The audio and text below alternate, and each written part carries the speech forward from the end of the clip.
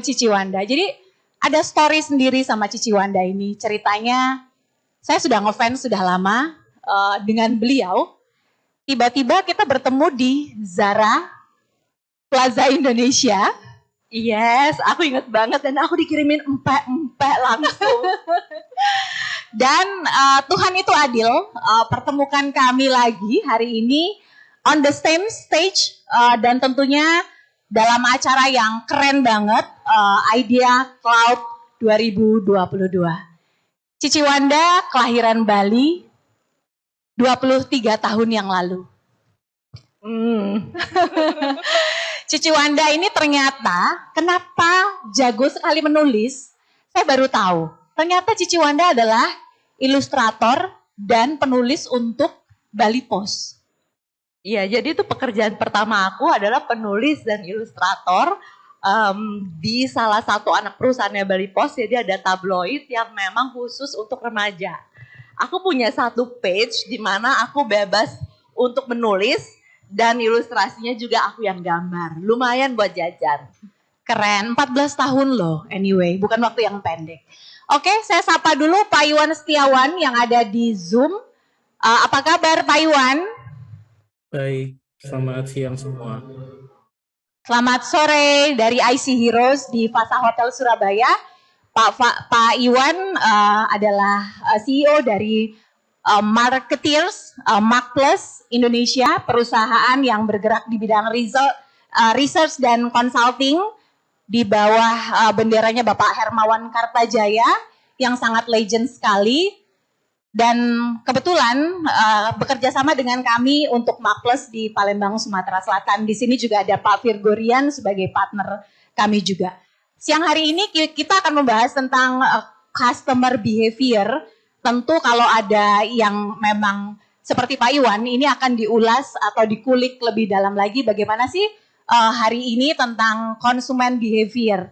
Apalagi ada Cici Wanda yang memang sebagai pelaku. Cici Wanda punya bisnis Wanda Jewels. Wanda House of Jewels. Oh, Wanda House of Jewels. Boleh tahu nggak Cici Wanda sebenarnya target marketnya siapa sih kalau Wanda House of Jewels ini? Sebenarnya Wanda House of Jewels ini mengalami 3 fase. Jadi ketika dia baru berdiri, saya yang backgroundnya profesional membuat sebuah blueprint bahwa perusahaan ini target marketnya adalah kelas menengah dan hanya lebih baik daripada semua kompetitor yang ada. Lebih baik ininya, lebih baik itunya. Tapi yang namanya bikin bisnis is not that easy. Beberapa bulan pertama running dengan terengah-engah. Sampai kemudian memasuki tahun ketiga, di sana saya menemukan oh ternyata Wanda Ponica itu kelebihannya tuh ada di desain. Dan banyak business owner lainnya di bidang jewelry itu tidak mengerti desain. Ternyata Wanda Ponica ini secara brand lebih kuat daripada nama perusahaan saya saat itu, Flawless. Akhirnya kita kemudian rebranding menjadi Wanda House of Jewels. Di sana kita menggarap niche market untuk desain-desain custom, kemudian untuk yang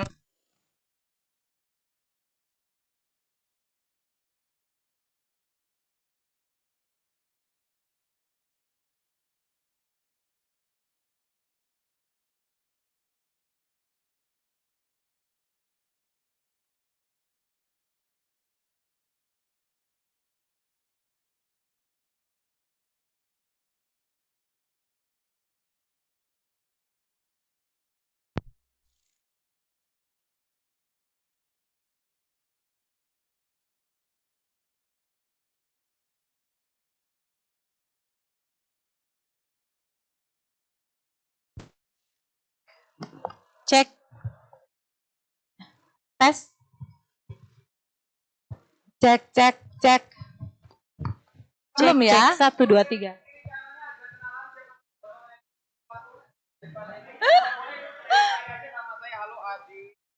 Halo, Adit. Hai. Boleh tukar kartu nama teman-teman?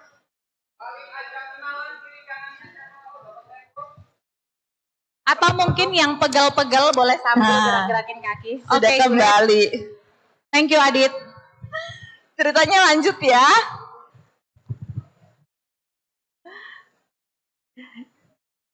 Ya, jadi kemudian Wanda House of Jewels itu berjalan menjadi perusahaan yang lebih mengutamakan workmanship, desain. Kami membuat desain-desain yang istilahnya orang lain enggan mengerjakan. Kayaknya makin sulit, makin baik. Sampai kemudian pandemi datang, bisa dikatakan dunia retail yang paling terpukul, kita pingsan sejenak, dan setelah itu beberapa orang teman tuh datang ke saya gitu bilang, lo kok nggak mau itu sih, nggak mau dagang di Instagram, kan Instagram lu tuh lumayan. Saya malah bilang enggak gengsi, gue nggak mau jualan di Instagram. Malah yang saya lakukan itu adalah live makeup. Saya bikin makeup tutorial di Instagram, rame banget, tapi saya tetap bilang saya nggak akan jualan diamond di Instagram. Tapi akhirnya kepepet mikirin karyawan, mikirin kelangsungan hidup, dan kita nggak tahu sampai kapan pandemi. Akhirnya dengan mengorbankan harga diri saya waktu itu, saya nekat, saya ambil handphone, saya live IG. Saya juga nggak tahu mau ngomong apa, tapi pada dasarnya saya ini cerewet sekali. Akhirnya saya ngobrol ngalor ngidul sambil nunjukin perhiasan saya, dipakai itu kayak gini. Intinya bener-bener kayak orang jualan kaki lima. Tapi 10 menit saya tuh ditoel sama staff saya. Bu, ini udah mulai ada yang transfer. Hah, sampai live-nya selesai, itu beberapa transaksi terjadi. Dan akhirnya saya memutuskan, oke, ayo kita perang lewat Instagram. Dan mulailah saya membuat review jewelry. Jadi kalau dulu yang saya review tuh produk orang, skincare, make up. Sekarang yang saya review produk saya sendiri dengan bahasa saya yang ala mama-mama. Tapi nanti saya akan cerita bahwa bahasa ala mama-mama itu ternyata very powerful. Yes, keren banget. Jadi ternyata tidak lagi gengsi ya Cici. Karena tadi ingat mungkin anak mau sekolah ya kan, nggak tahu COVID sampai kapan gitu ya. Dan ternyata it works gitu ya. Dan memang sekarang kalau kita ngelihat semua orang tuh live Instagram untuk jualan produknya masing-masing. Bahkan saya juga ngelihat beberapa artis itu kerjaannya tiap hari itu live aja. Baik di Instagram maupun di platform TikTok. Seperti itu. Baik, kita beralih ke Pak Iwan. Pak Iwan, sebenarnya kalau saat ini Bapak kan bukunya itu mungkin sebentar lagi akan launching marketing 6.0 ya Pak Iwan ya. Nah, dengan pengalaman Pak Iwan juga yang 15 tahun sebagai service experience di bidang marketing dan strategi, sebenarnya saat ini itu konsumen behavior itu seperti apa sih Pak Iwan? Sedinamis itukah dengan perkembangan digitalisasi saat ini?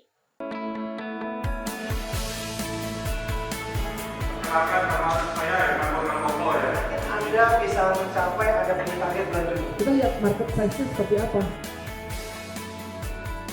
Ini 13 meter kali 100 meter. Jadi bayangin ya, mereka start betul-betul dari ruko aja bisa jadi pabrik gitu loh. Maksudnya wah ini possible nggak ya sebenarnya kayak karena dia bukan kuat di manufacturingnya, dia kuat sebetulnya di penjualannya. Semangat pagi IC Heroes yang berbahagia. Jadi membuat visi itu you punya perusahaan itu mau kemana? Ya makanya ini pelajaran luar biasa sih Pak di ICI. Jadi kita Alright, bisa so any other question teman-teman? siapa dari 5 orang itulah datanya. Silahkan Pak Iwan. Baik, saya rasa yang paling berubah sangat banyak adalah pola perilaku yang tadinya banyak keputusan pembelian itu dilakukan secara individu. Jadi pelanggan, customer tadinya memutuskan sendiri apa yang ingin mereka beli di kategori apapun. Sekarang mulai beralih dengan adanya digitalisasi, mulai beralih menjadi social buying. Jadi banyak sekali terpengaruh oleh apa yang digunakan orang lain, apa yang digunakan oleh teman, keluarga, dan bahkan melebihi powernya dari keputusan pribadi. Sehingga makanya kita lihat banyak sekali yang akhirnya bisa dengan mudah berjualan melalui sosial media, terinfluence oleh para influencer, karena memang perilakunya sudah berubah seperti itu. Baik Pak Iwan, artinya sekarang orang itu lebih percaya temen pakai apa, saudara pakai apa, ya jadi siapa yang pakai, terus itu menimbulkan social proof, seperti itu ya Pak Iwan ya? Kurang lebih, dan bahkan lebih powerful daripada apa yang menjadi opini pribadi mereka. Dan itu yang akhirnya membuat banyak yang berhasil di sosial media, mau baik lewat live stream misalnya di TikTok, atau yang menggunakan platform social commerce yang lain. Jadi memang pada dasarnya banyak sekali terinfluence oleh apa yang menjadi populer di pasar, dan itu yang akhirnya menjadi keputusan bersama dalam tanda kutip ya, social decision oleh satu komunitas atau grup pelanggan. Baik, terima kasih. Cici Wanda ini kan sosialita. Tapi kenapa kok terkenal dengan sosialita tanpa Birkin? Can you explain that? Tulisan itu rame ya, tapi sebenarnya begini, menurut saya ketika kita memakai sesuatu harus karena satu, kita menghargai karya itu, kita menghargai kualitasnya. Yang kedua, barang itu harus sesuai dengan personality kita. Kalau barang itu nggak sesuai, semahal apapun dia nggak akan terlihat bagus. Jadi itu yang juga selalu saya katakan ketika kita bicara brand-brand besar, Birkin, Hermes, Chanel, itu bukan masalah kita pakai barang itu untuk kepercayaan diri kita. Kita harus taruh kepercayaan diri kita itu ada di diri kita.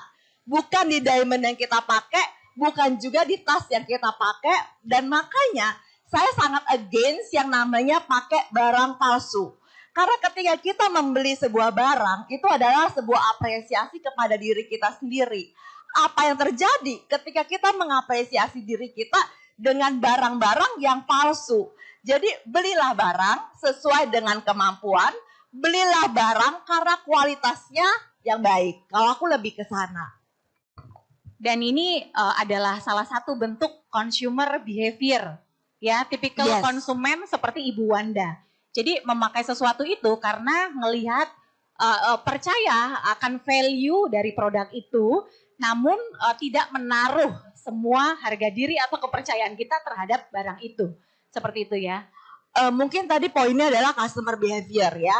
Karena kalau kita bicara mau marketing zaman dulu, kita beriklan, teknik komunikasinya bagaimana, dan marketing zaman sekarang di era digital marketing selalu kita kembali ke customer behavior.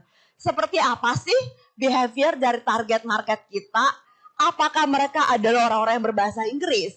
Apakah mereka adalah orang-orang yang punya uang tapi mama-mama? Apakah mereka adalah anak-anak muda yang mungkin gaya bahasanya jakselam? Nah, itu akan mempengaruhi sekali strategi marketingnya. Contohnya, kalau di Wanda House of Jewels, saya selalu berusaha meng-approach dengan, kalau di Instagram pribadi saya, bahasa ala mama-mama. Karena saya tahu, follower saya dan yang beli berlian itu, walaupun uangnya banyak, kalau ngomong tetap aja nyablak ala mama-mama. Di Wanda House of Jewels, Instagram kami nggak pernah pakai bahasa yang terlalu indah, yang terlalu tinggi, tetapi bahasa yang engage. Kemudian kami menemukan, wah ternyata banyak ya beginner yang kemarin nggak berani beli berlian. Setelah diceritain di Wanda House of Jewels itu miminnya ramah, kita ada barang-barang di bawah 10 juta, mereka mulai berani membeli.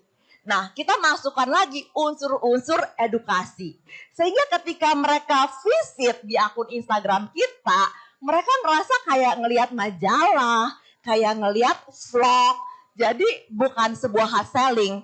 Jadi kembali ke bisnis kita, pelajari customer behavior-nya. Ya, setuju banget. Jadi akun jualan itu nggak melulu posting gambar diamond terus ya, tapi ada education, ada tutorial mungkin penggunaannya seperti itu, karena udah nggak zaman sih hard selling ya. Dan bahasa sophisticated itu nggak selalu work. Ya, wow, Cici Wanda sangat-sangat bahasanya luar biasa. Bahkan lebih mudah dari tampilannya yang juga super mudah hari ini. Jangan nanti GR. Pak Iwan, tadi kalau Bu Wanda kan menyesuaikan ya bahasanya yang dipakai emak-emak. Nah, apakah memang secara riset juga harus seperti itu? Artinya target market disesuaikan dengan bahasa channel yang dipakai, seperti itu Pak Iwan? Iya, tentunya memang harus seperti itu ya. Marketing itu dimulai dengan pemahaman market. Tentunya tidak ada satu brand atau satu produk pun yang bisa digunakan atau menarik semua orang di pasar gitu. Jadi pada akhirnya harus memilih segmen mana yang kira-kira kita bisa layani dengan baik. Dan tentunya ketika kita sudah memilih itu, yang harus dilakukan adalah profiling. Sebenarnya profilnya seperti apa, pahami lebih dalam. Kadang-kadang juga sederhana aja, cuma dengan observasi aja cukup. Pahami apa yang terjadi. Kalau di online sekarang ada istilah digital anthropology, jadi antropologi observasi secara online, cuma ngeliatin aja conversation yang terjadi di sosial media, bacain komen-komennya orang, supaya akhirnya jadi tahu kira-kira apa sih perilaku atau psikologi dari pelanggan itu sendiri. Begitu kita udah tahu, dengan mudah sebetulnya kita menyusun strategi pemasaran yang tepat. Dan biasanya strategi pemasaran yang tepat kan mirroring ya. Jadi target marketnya seperti apa, kita kurang lebih menjadi mirrornya menggunakan pendekatan yang bisa relevan buat pelanggan tadi. Baik, terima kasih Pak Iwan. Cici Wanda kan tadi sudah mulai pakai platform-platform sosial media tertentu. Nah, saya juga melihat sudah mulai masuk ke marketplace. Nah, itu apakah ada pembeda produk yang ditaruh di marketplace dengan produk yang ada di counter Plaza Indonesia misalnya? Itu seperti apa pembagiannya? Iya, mungkin sebelum ke sana tuh saya tuh pengen ngasih tahu teman-teman yang ada di sini bahwa kita sekarang harus melek dengan yang namanya sosial media. Sosial media itu adalah sebuah kesempatan.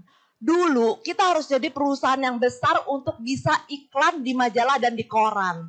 Saya dulu bekerja sebagai profesional as a markom manager. Kebayang banget satu halaman iklan di sebuah surat kabar terkenal tahun 90-an itu 150 juta. Majalah-majalah puluhan juta per satu kali nongol. Jadi kalau kita nggak punya banyak duit, kita nggak bisa beriklan. Sekarang di sosial media, iklan di Instagram itu mulai dari Rp30.000. Jadi ini sebuah kesempatan, nggak usah jadi orang kaya dulu untuk bisa beriklan. Bahkan dengan beriklan, kita bisa memperbesar omset jauh lebih besar. Dan sekarang setiap bisnis itu kita nggak bisa bilang saya bisnisnya tuh retail, saya bisnisnya restoran. Selalu terselip di dalamnya itu bisnis kita itu juga termasuk semacam advertising agency. Contohnya dulu Wanda House of Jewels itu kita pakai advertising agency. Tapi di tengah perjalanan itu kita berasa soul-nya itu kok nggak dapat. Terus semua begitu cepat berubah. Ada isu ini harus diangkat. Contoh kemarin ketika Queen Elizabeth mangkat. Kalau saya pakai advertising agency, saya masih minta dia kumpulin materi tentang juri British Royal Family lama. Tapi karena kita kerjain sendiri, saya langsung bilang, oke, kita selama berapa hari ke depan kita harus mengangkat cerita-cerita British Royal Family. Kurang lebih seperti itu. Jadi please jangan sampai nggak melek sosial media. Karena ini juga kemudian kita masuk ke marketplace. Dan marketplace itu ternyata such a different world lagi. Sekali lagi konten, dan konten. Karena di marketplace itu orang hanya bisa melihat barang kita itu dari foto. Bagaimana sih teori saya itu selalu sama, menghadirkan offline experience, pengalaman berbelanja langsung tapi secara online. Nah, apa sih tips-tips yang kita pegang banget? Mbak, nomor 1 adalah jangan pernah pakai template kalau nggak terpaksa. Selalu berbicara dengan bahasa yang manusiawi, bukan tata bahasa yang indah yang orang ngerasa dijawab dengan mesin. Ketika masuk di marketplace, bagaimana kita dengan visual berusaha tidak terjadi miscommunication. In my business, sering sekali orang lihat, wah bagus ya jurinya ya, keren. Pas dateng, ya Allah kecil banget. Kok fotonya kemarin gede? Kok fotonya bagus? Ternyata fotonya itu renderan komputer. Jadi saya berusaha menampilkan foto yang real foto. Kemudian di marketplace setiap produk itu ada saat dipakai itu bagaimana. Jadi orang kebayang dimensinya, video 360-nya. Jadi memang ada challenge-challenge baru. Intinya menurut saya adalah 1, komunikasi, dan yang kedua adalah rasa aman dan nyaman untuk klien. Karena yang namanya di marketplace itu sering banget orang belanja dan ternyata barang yang datang nggak sesuai yang diharapkan. Padahal kalau ada yang bilang modal bisnis itu besar, menurut saya ada modal yang gratis dan paling penting adalah be honest. Ya, jadi nggak zaman jual kecap yang berlebihan. Ya, and hit and run. Yes. Fotonya gede banget diamondnya, tiba-tiba datang seuprit gitu ya.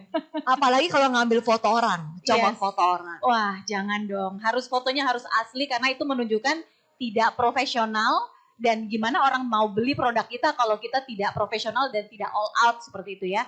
Pak Iwan, bagaimana sih strategi ya menghadapi perubahan consumer behavior yang tadi ya Cici Wanda sampaikan seperti itu ya, apalagi zaman hari gini semua informasi sangat terbuka lebar, sangat privilege, sangat surah sekali. Konsumen itu bisa sekejap mata itu bisa membuka marketplace yang orange, marketplace yang hijau, bahkan dengan sekejap mata itu bisa mendapatkan informasi dari manapun. Dan sebagai entrepreneur, bagaimana sih strateginya untuk menghadapi perubahan consumer behavior itu?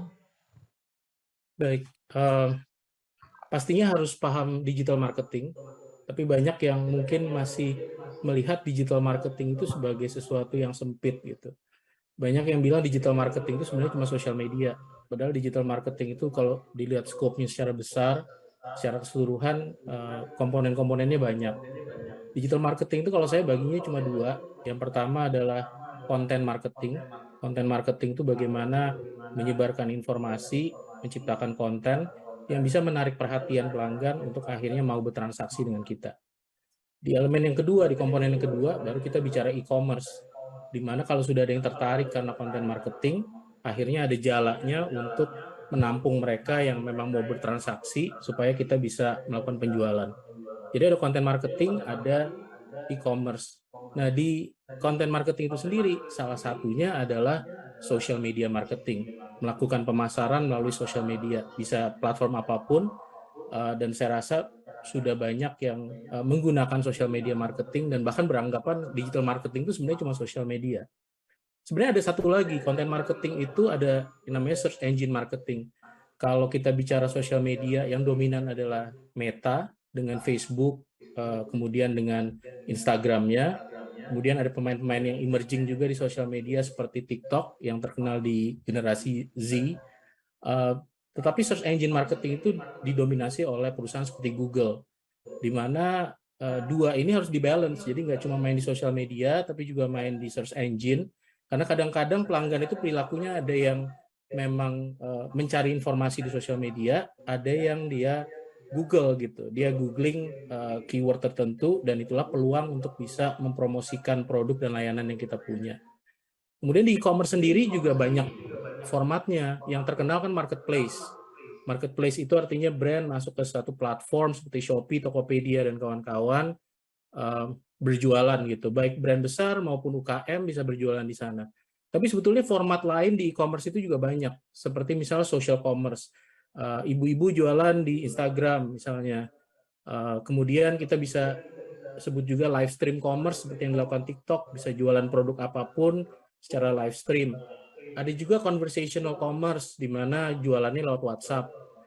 Ini semua sebenarnya terhitung sebagai e-commerce. Dan kalau marketplace murni saja di Indonesia cuma 3%, jadi kecil sekali. Tapi kalau digabung sama conversational commerce yang pakai WhatsApp, digabung sama social commerce mungkin yang pakai TikTok, Instagram, dan lain-lain, mungkin sudah jauh lebih besar size-nya. Jadi saya sarannya adalah kalau mau jadi entrepreneur yang menggunakan digital marketing dengan tepat, itu harus paham spektrumnya secara keseluruhan, supaya nggak hanya terjebak bermain hanya di sosial media saja, ikut-ikutan dengan tren yang sekarang sedang lagi jadi hype gitu. Terima kasih Pak Iwan. Artinya sebagai entrepreneur harus paham membangun funnel, ya, karena funnel itu semakin banyak jejak kita ditemukan, seperti kemarin dibahas oleh Kang Dewa juga, semakin banyak jejak kita tertinggal di digital, itu semakin gampang orang mengakses, semakin gampang orang menemukan, dan akhirnya mereka percaya. Dan akhirnya baru take action. Karena orang akan ngelihat iklan kita itu 7 kali, baru akan action beli atau tidak. Seperti itu Cici Wanda. Jadi bukannya 1 kali kita cuap-cuap, pasang foto, besok udah closing gitu. Gitu ya Pak Iwan. Baik, kita buka 2 pertanyaan untuk sesi Pak Iwan dan Bu Wanda. Silahkan langsung ke mic terdekat.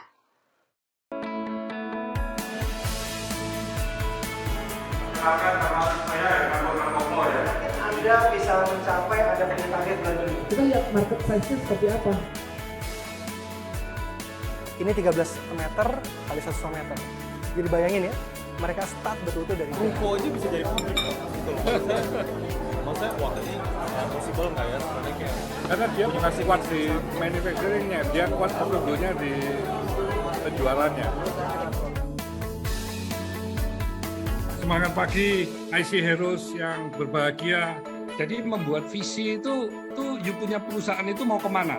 Ya makanya ini pelajaran luar biasa sih Pak di ICI. Jadi kita Alright, bisa so any other question teman-teman? siapa dari 5 orang lah datanya dong.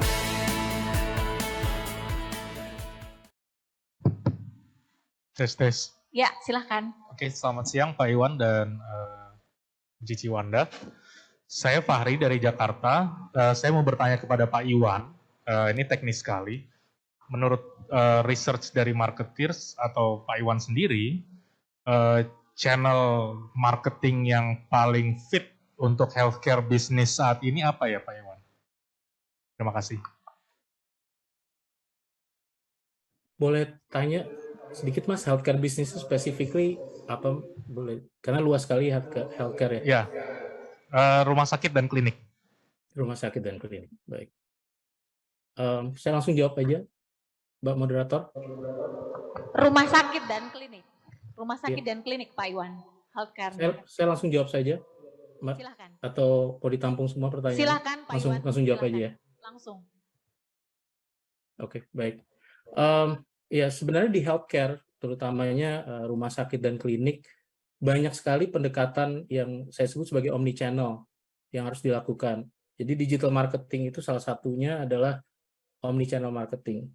Saya selalu percaya bahwa healthcare itu ketika sudah ada interaksi antara healthcare provider, antara dokter, nurse dengan pasiennya, itu seharusnya sangat tatap muka atau physical interaction. Tetapi banyak informasi yang pasien itu terekspos itu terjadi di dunia digital. Jadi ini yang saya sebut sebagai web rooming. Pendekatan web rooming ini artinya banyak informasi didapatkan oleh pelanggan atau pasien di dunia digital, baik melalui sosial media, lalu search engine, kemudian mereka akhirnya tertarik untuk datang ke rumah sakitnya atau ke kliniknya secara fisik, langsung datang, hadir in person, dan kemudian merasakan experience-nya secara langsung. Kalau kita lihat banyak sebetulnya yang tidak seperti itu, karena ada juga yang pure digital, mulai dari discovery-nya, orang belajar tentang healthcare options-nya yang mereka punya, sampai dengan akhirnya berkonsultasi dengan dokter, sampai akhirnya membeli produk kan sebenarnya bisa online melalui platform-platform seperti Halodoc dan lain-lain. Tetapi menurut saya yang besarannya adalah melalui pendekatan web rooming ini. Kemarin saya baru ketemu dengan teman saya di IQVIA, ini adalah healthcare market research yang sangat besar ya, dulunya AMS Health, di mana mereka mengumpulkan banyak sekali informasi dan juga market research di sektor healthcare, baik rumah sakit, klinik, dan farmasi. Kalau dilihat memang setelah pandemi ini akan mereda, ternyata riset mereka juga menemukan bahwa interaksi itu akan semakin banyak tatap muka, balik kembali ke in-person interaction. Tetapi di luar itu, banyak sekali pemberian informasi itu terjadi secara digital. Jadi akan menggunakan banyak platform digital hanya di funnel atas kita sebutnya. Jadi kalau kita bicara customer funnel, di upper funnel-nya ketika build awareness, membangun brand-nya sendiri, sampai dengan memperkenalkan layanan yang dimiliki, itu banyak terjadi di platform digital, tapi ketika di service delivery-nya sendiri, melayani pasiennya sendiri, itu akan terjadi banyak secara fisik di kanal-kanal tatap muka. Kurang lebih seperti itu jawabannya, mudah-mudahan bisa membantu. Baik, terima kasih Pak Iwan. Satu pertanyaan lagi. Silahkan. Oke. Selamat sore, saya dengan Isa dari Surabaya. Terima kasih sebelumnya kepada dua narasumber yang hebat. Saya termasuk salah satu pengagum tulisan Cici Wanda di Instagram. Pertanyaannya, apakah ada cara atau bagaimana caranya untuk mempersingkat customer journey? Jadi dari awal sampai dengan deal transaksi seperti itu, sampai mendapatkan kita deal transaksi dengan customer. Terima kasih. Baik, mungkin sekarang kan dunia online dan di mana yang paling penting itu adalah mempersiapkan miminnya. Jadi kalau kita dulu bicara bagaimana sih mau beriklan digital marketing yang strategi digital marketing yang benar tuh bagaimana? Mau pakai influencer yang banyak. Di e-commerce setiap ada iklan muncul di landing page. Itu semua hanya sanggup menggiring customer sampai ke admin kita. Tapi sebenarnya yang bisa mengeksekusi calon kandidat customer itu sampai berbelanja itu ada di admin. Dan ini yang sering miss. Jadi memang harus ada pelatihan yang serius dan ada SOP-nya. Bagaimana menjawab pertanyaan ini, pertanyaan most frequent question itu apa, dan disiapkan jawaban-jawaban yang singkat. Jadi ilmu salesmanship itu benar-benar ditanamkan ke admin. Satu, ada keramahan. Yang kedua, bagaimana menjelaskan produk kita dengan sederhana dan singkat. Nggak ada waktu baca panjang lebar. Ketiga, menyempitkan pilihan. Dan yang keempat, close the deal.